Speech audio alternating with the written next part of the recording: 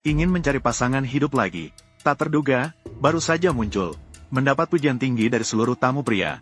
Namun, mantan suami janda itu tiba-tiba muncul, dan secara terbuka menuduh wanita itu suka berselingkuh. Ternyata, mantan suami janda itu adalah seorang penjudi keras kepala. Tidak hanya kehilangan seluruh harta, sering melakukan kekerasan dalam rumah tangga. Dia juga merampas biaya operasi cucunya untuk berobat, menghabiskan semua biaya operasi cucunya sampai bersih. Ketidakperi kemanusiaan suaminya membuat wanita itu memilih untuk bercerai dalam kemarahan, dan memikirkan tidak ada kepastian untuk biaya operasi cucunya yang sebesar 100.000. Janda itu secara tiba-tiba mengikuti acara yang dia temui secara kebetulan. Acara perjodohan untuk lansia. Berpikir untuk mendapatkan 100.000 yang diberikan untuk mengikuti acara itu. Untuk biaya operasi cucunya. Janda itu mengikuti acara demi cucunya. Namun dalam kebetulan yang tak terduga, diteguk oleh mantan kekasihnya. Melihat mantan kekasihnya hidup dengan begitu sulit, kini presiden direktur yang bernilai miliaran, secara acak memberi perintah kepada bawahannya. Diam-diam memberikan dukungan kepada wanita itu. Selama bertahun-tahun, presiden direktur itu tidak bisa melupakan kekasih pertamanya. Selalu tidak menikah. Oleh karena itu, bawahannya mengetahui bahwa wanita yang mengikuti acara itu, ini adalah saat bulan purnama presiden direktur. Jadi mereka mengatur presiden direktur untuk tampil sebagai pekerja. Dia juga ikut serta dalam rekaman acara. Presiden direktur sebenarnya ingin bertindak rendah hati, tidak ingin mengekspos identitasnya. Namun, siapa sangka dalam kesalahpahaman, dia justru diambil identitasnya oleh mantan suami Dama.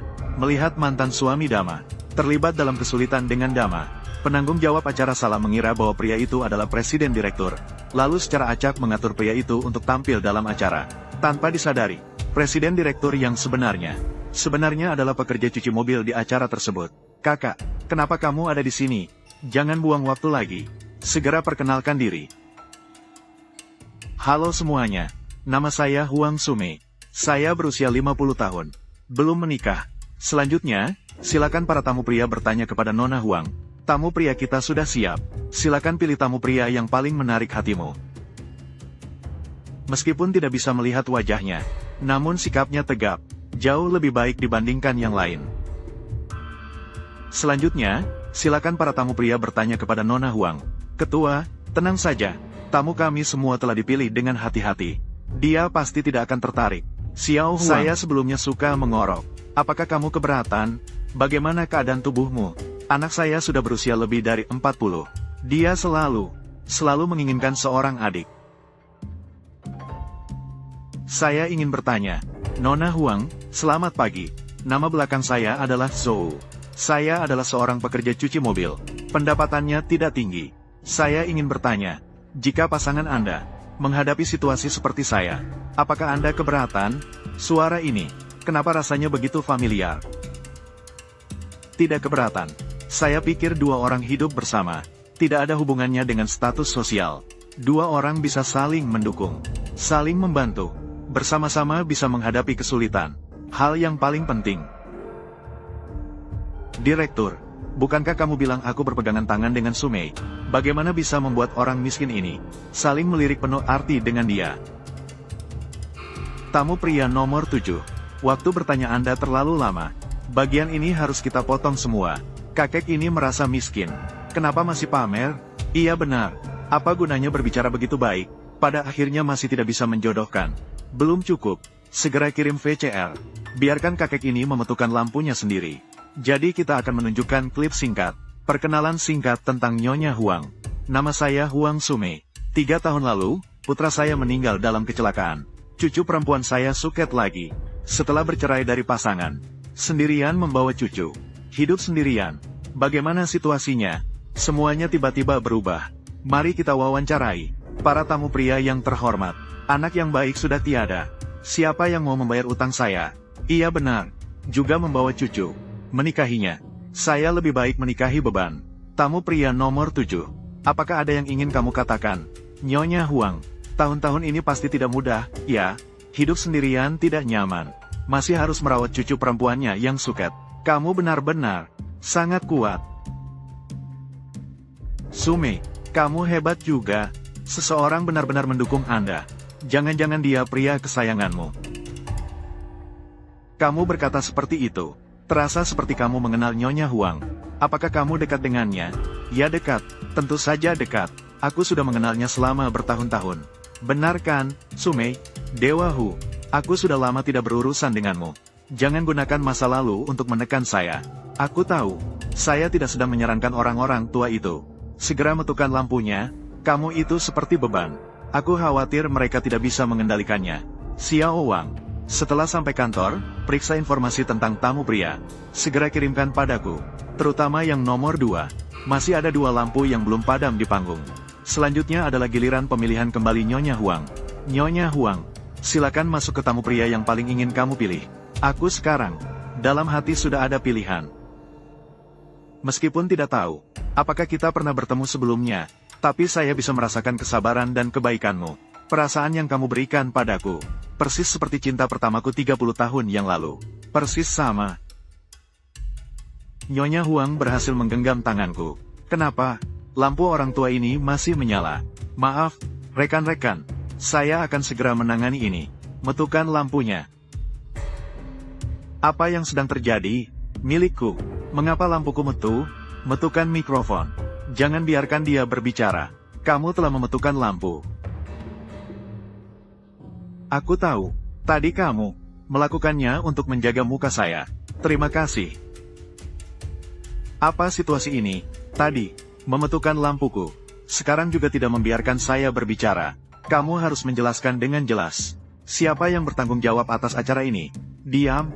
Apakah ada bagianmu di sini? Cara ini. Saya bilang metukan. Maka harus dimetukan. Kamu hanyalah tamu di acara ini. Apa hakmu untuk berbicara? Kenapa? Karena saya adalah ketua Dewan Direksi Huasheng Group. Ini adalah ketua. Kamu benar-benar membuat tuduhan palsu. Apa? Dia adalah ketua Dewan Direksi Huasheng Group. Berhenti, berhenti, berhenti. Siapa yang mengizinkanmu di depan ketua kami? Berteriak dan ribut. Maaf, ini adalah rincian lengkapnya. Silakan lihat cepat. Ternyata dia hanya seorang pencuci mobil yang menjijikan. Gaji bulanan hanya 3.000. Mengatakan kamu adalah orang hina di masyarakat. Itu semua karena mereka menghargaimu. Wang Lin, katakan, Ketua Dewan Direksi, data sudah disusun. Sekarang saya akan mempersembahkannya kepada Anda. Lao Zhao kembali. Semakin cepat semakin baik. Seseorang berpura-pura menjadi aku di sini. Bukankah ini nama asisten ketua kami? Nama asisten Wang. Asisten Wang adalah tangan kanan ketua saya. Meskipun dia bersin, setengah dari Jiangcheng harus menjadi dewan. Ketua, bagaimana mungkin kamu mengenalnya? Kenapa kamu berpura-pura mengenal asistennya sendiri? Apakah itu aneh? Kamu hanya seorang pencuci mobil yang buruk. Saya sekarang menyajikannya untuk kamu. Saya bahkan tidak tahu nomor telepon asisten saya. Jangan mengira kamu bisa mencari orang secara menyeluruh, lalu bisa menyamar sebagai dia. Kita tidak bisa terus menunda seperti ini. Orang ini bermasalah. Jangan pedulikan dia. Segera atur agar saya dan Sumei bergandeng tangan. Ternyata dia adalah mantan suami Sumei. Ayo, ayo, nyalakan, nyalakan. Tadi di lapangan terjadi beberapa kejadian tak terduga. Pertunjukan berlanjut. Nona Huang, sekarang di lapangan hanya tersisa 1 lampu. Apa yang masih kamu ragukan? Segera pegang tangannya. Sumei, apalagi yang kamu tunggu? Segera ambil alih kasus besar. Wu Daxian, selama bertahun-tahun ini, apakah kamu pernah menjalankan tanggung jawab sebagai suami? Apakah kamu pernah merawat Guo? Bagaimanapun, hari ini saya sama sekali tidak akan menggenggam tanganmu. Ada beberapa masalah emosional di lapangan.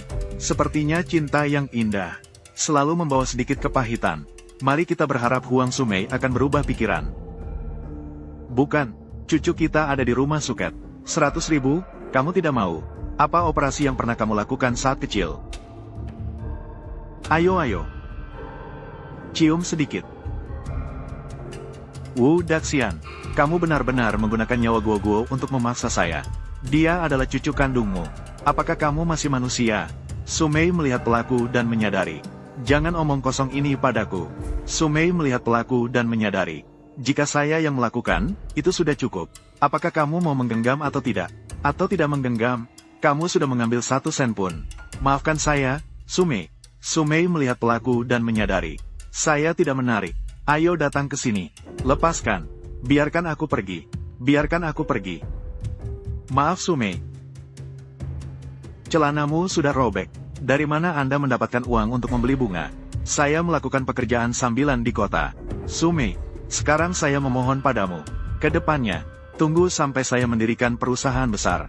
pasti akan membuatmu hidup terbaik. Kamu benar-benar bodoh. Celanamu robek. Bahkan tidak tahu untuk membeli yang baru untuk dirimu. Ambillah. Tidak apa-apa. Maaf, Sumei. Mereka memerintah saya.